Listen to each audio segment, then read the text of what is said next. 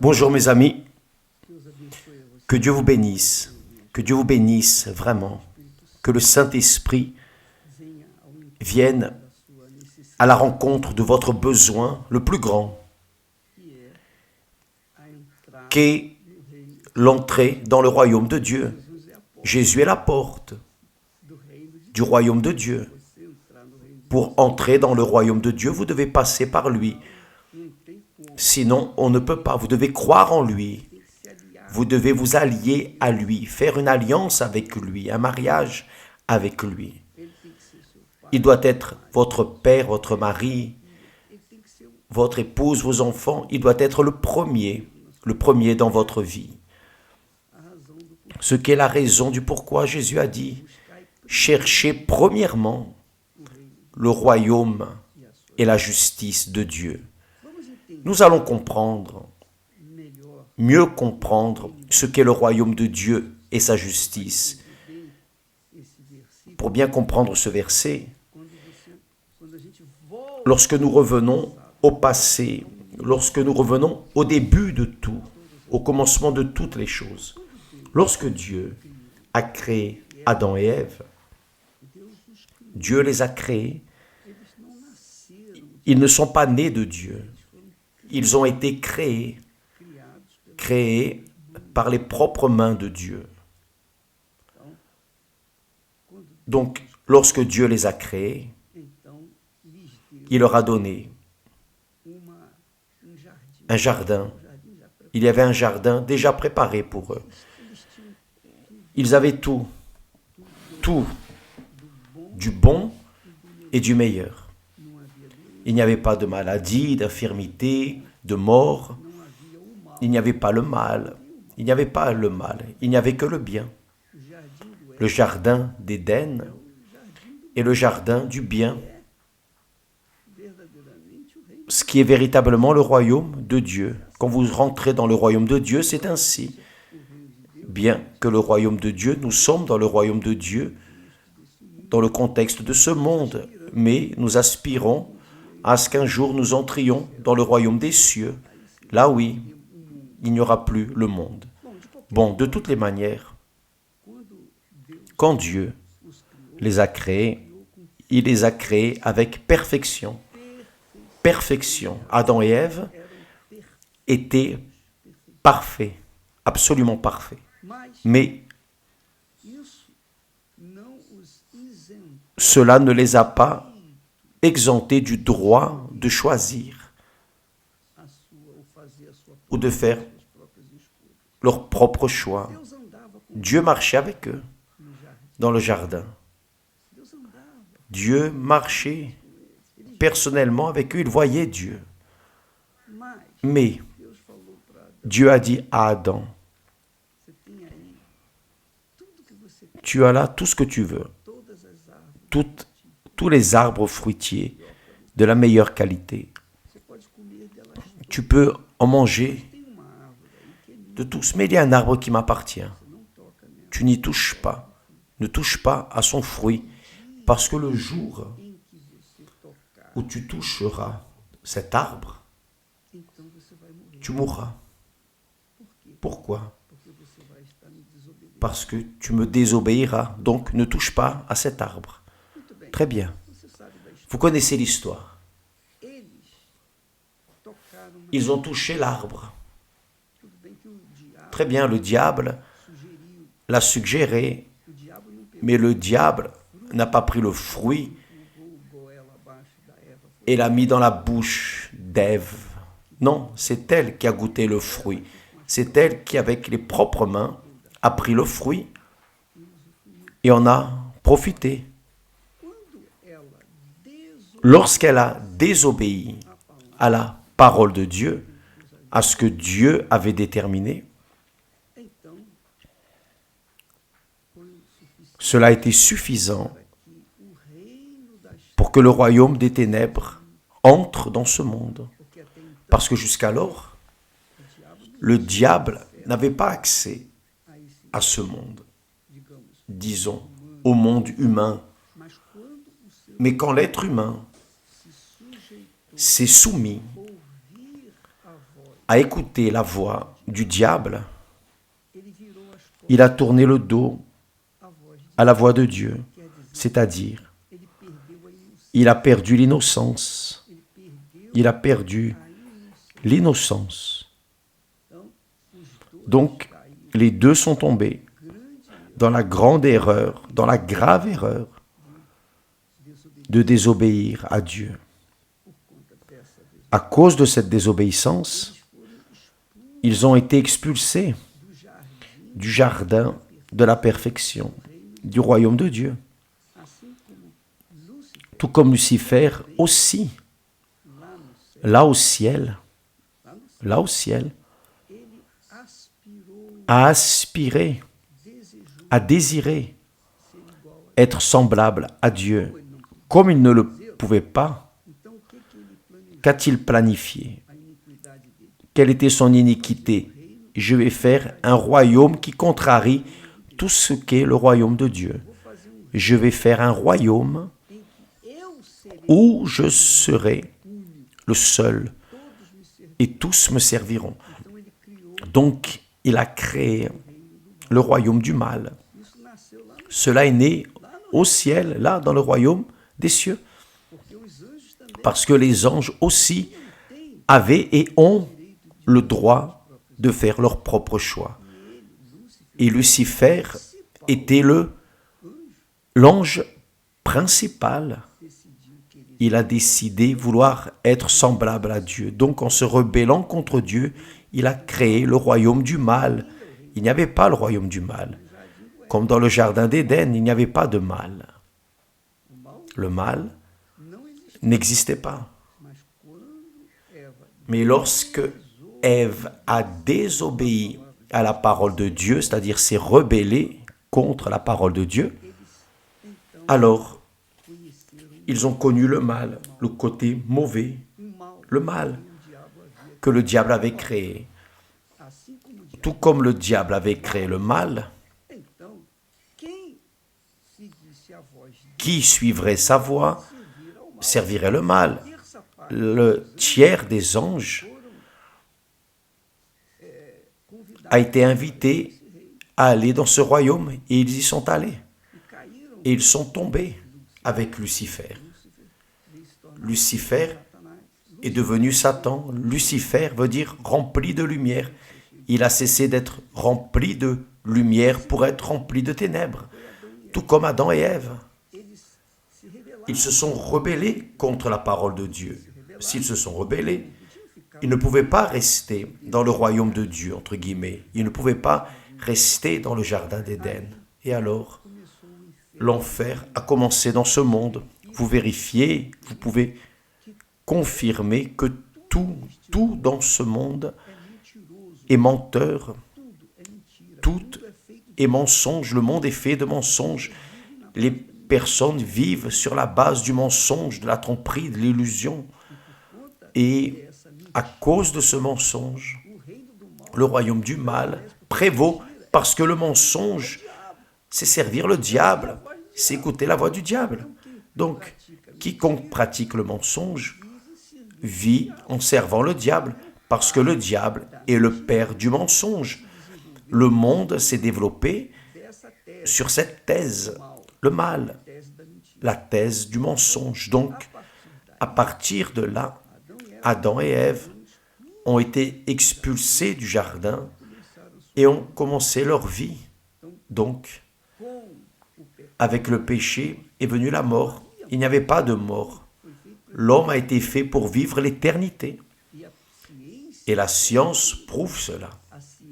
La science prouve que l'homme n'a pas été fait pour vivre 100, 150 ans. L'homme a été fait pour vivre l'éternité. Cependant, l'homme, librement, a obéi à la voix du mal, du mensonge, et par conséquent, cueille, moissonne cet enfer qui est dans ce monde. Maintenant, faites attention. Cela ne veut pas dire qu'il n'y a pas de solution.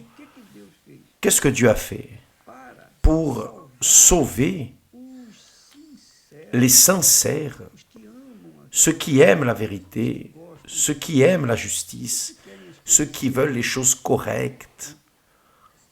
Ces personnes qui veulent ce qui est correct, Jésus est venu au monde, Dieu s'est fait homme, est venu en chair et os, comme nous, sujet aux mêmes tentations, aux mêmes besoins, aux mêmes problèmes.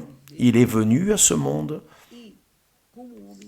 et comme un homme saint, pur, parfait, il a alors pu être sacrifié, c'est-à-dire il a pu mourir pour les personnes qui aiment la vérité, qui veulent vivre dans la justice. Donc, Jésus est mort, il a concentré sur son corps toute la malédiction qui existe dans ce monde, qu'il y a dans les personnes. Par exemple, il est mort pour vous. Même si vous ne l'acceptez pas, même si vous le rejetez, il n'y a aucun problème. Il est mort pour vous. Il a fait sa part. Il a fait son travail. Vous ne l'acceptez pas, vous restez en dehors. Vous restez dehors, en dehors du royaume des cieux. Et par conséquent, vous continuez à vivre dans le royaume du mal, du diable. Le royaume du mal, le royaume qui fait tout contraire au royaume de Dieu, qui est le royaume du bien. Donc, qu'arrive-t-il? Il a concentré sur la croix, sur son corps, toute la malédiction, infirmité, tout. Après, il a pris ce paquet de péchés vers la mort, vers le tombeau. Mais il n'est pas resté là. Il a ressuscité. Le Saint-Esprit l'a ressuscité. Et alors, il a confirmé toutes ses paroles. Il a confirmé tout ce qu'il avait promis. Maintenant, qui reçoit? Reçoit celui qui croit. Celui qui croit. Qui croit sera sauvé. Qui ne croit pas est déjà condamné. D'ailleurs, qui ne croit pas est mort. Vous saviez, quiconque vit dans le royaume de ce monde est déjà mort. Pour Dieu, il est mort. Maintenant, quand la personne écoute la parole de Dieu, la parole du royaume de Dieu, et se rend et se soumet à la parole, à l'éthique, à la dignité, à l'honneur, à la vérité, à la justice, à ce qui est droit, alors cette personne prouve qu'elle veut sortir de son tombeau, cesser d'être morte. Elle veut ressusciter. Alors vient Jésus et ressuscite cette créature. C'est ce qui est arrivé avec moi. Cela m'est arrivé. Il m'a ressuscité. J'étais mort dans mes délits et mes péchés. J'étais condamné à vivre l'éternité dans la pénitence, dans la souffrance et la douleur de l'étang de feu et de soufre. Mais par la miséricorde de Dieu, il m'a fait connaître sa parole et je l'ai acceptée. Je veux laisser le monde de mensonge et entrer dans le monde de vérité. Donc le royaume de Dieu est le monde de la vérité, le royaume de la vérité, car Jésus est la vérité. Donc quand la personne, lorsque nous prêchons l'évangile au monde, nous savons que la plupart n'acceptera pas. La plupart va en enfer, elle est déjà morte et ne veut pas ressusciter. Donc elle va continuer ainsi.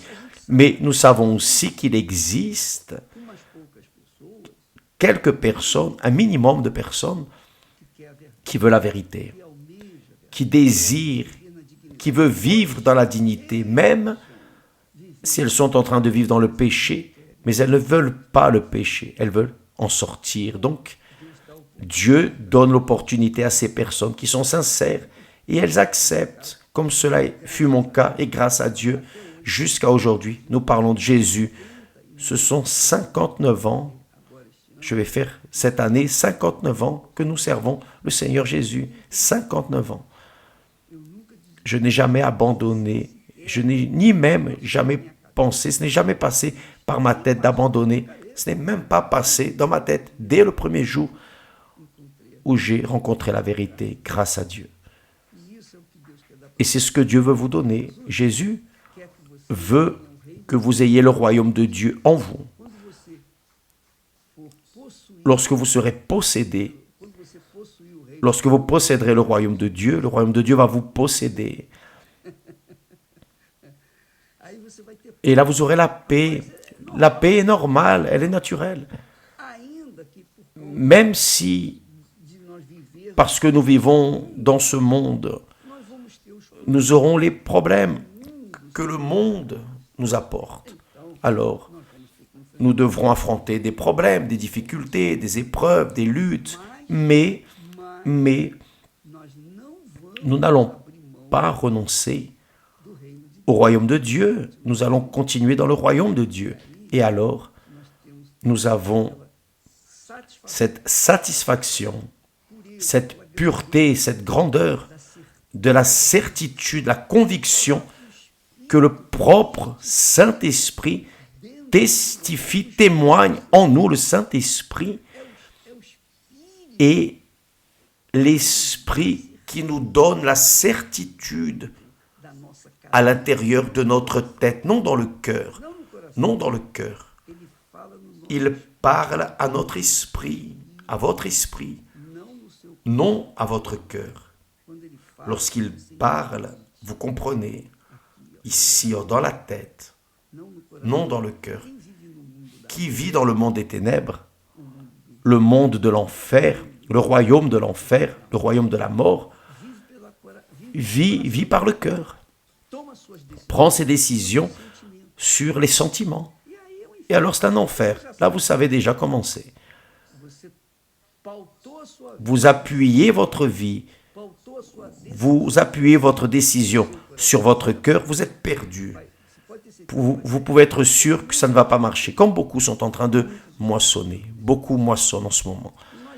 Et nous sommes ici pour vous annoncer que le royaume de Dieu est arrivé. Le royaume du Saint-Esprit, le royaume de la paix, le royaume de la vie. Et la vie éternelle, maintenant. C'est vous qui choisissez. Mais où allez-vous choisir? Dans votre cœur ou dans votre pensée, dans votre intellect, dans votre raison? C'est pour cela que nous appelons la foi intelligente. Qui a la foi intelligente vit l'éternité avec Dieu. Qui ne l'a pas a la foi émotive et doit se soumettre au cœur trompeur qui est en elle. Vous décidez, mes amis, Jésus est le roi du royaume de Dieu. Le Saint-Esprit est l'Esprit de Jésus. Il guide, dirige, conduit ceux qui se soumettent leur volonté à la volonté de Dieu. Ceux qui réellement veulent de tout leur cœur, de toute leur force, le servir au roi et Seigneur, Jésus-Christ, faire sa volonté, parce que sa volonté marche. Sa volonté est simple, elle apporte toujours des résultats glorieux, doux comme le miel. Et c'est vous qui décidez de votre vie. Si vous voulez réellement, vous devez payer le prix. Vous allez être méprisé, vous allez être insulté, haï, persécuté, parce que quiconque est dans le royaume des ténèbres ne comprend pas celui qui vit dans le royaume de la lumière. Qui est dans le royaume du diable ne comprend pas celui qui vit dans le royaume de Dieu. Qui est dans le royaume de l'enfer veut que tout le monde meure et que tout le monde le sache. Mais celui qui vit dans le royaume de Dieu veut sauver, veut tendre la main, veut mener une parole de foi, de motivation, de salut par-dessus tout. Alors, c'est ainsi que cela fonctionne. Imaginez, quand est-ce que le royaume de Dieu et le royaume des ténèbres vont combiner? Jamais, ce n'est pas possible, c'est impossible. Il est impossible que la lumière se soumette aux ténèbres, ni les ténèbres restent, disons, reste dans la présence de la lumière. Non, elle doit sortir. C'est la même chose avec la volonté. Notre volonté est souveraine. Si nous voulons entrer dans le royaume de Dieu, nous devons nous soumettre notre volonté, nos désirs, nos péchés, nous devons les livrer et Jésus est prêt à pardonner et purifier, mais vous devrez continuer à vivre soumis à sa parole, obéir à sa parole,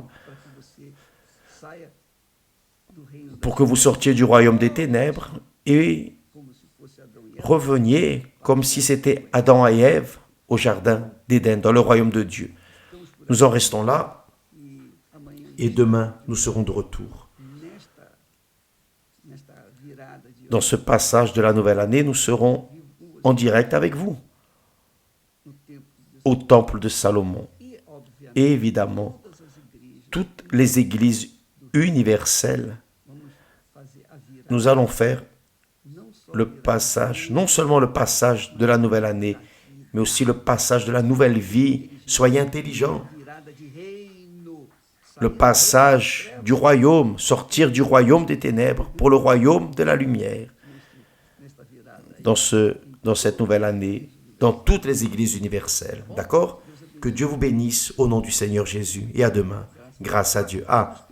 N'oublions pas, aujourd'hui, c'est la nuit de l'âme.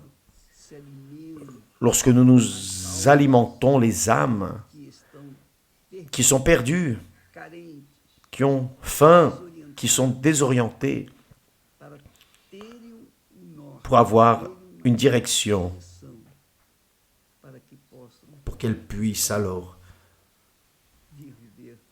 vivre une vie que le Seigneur Jésus promet, vie et vie en abondance. Que Dieu vous bénisse et à demain, au nom du Seigneur Jésus. Amen.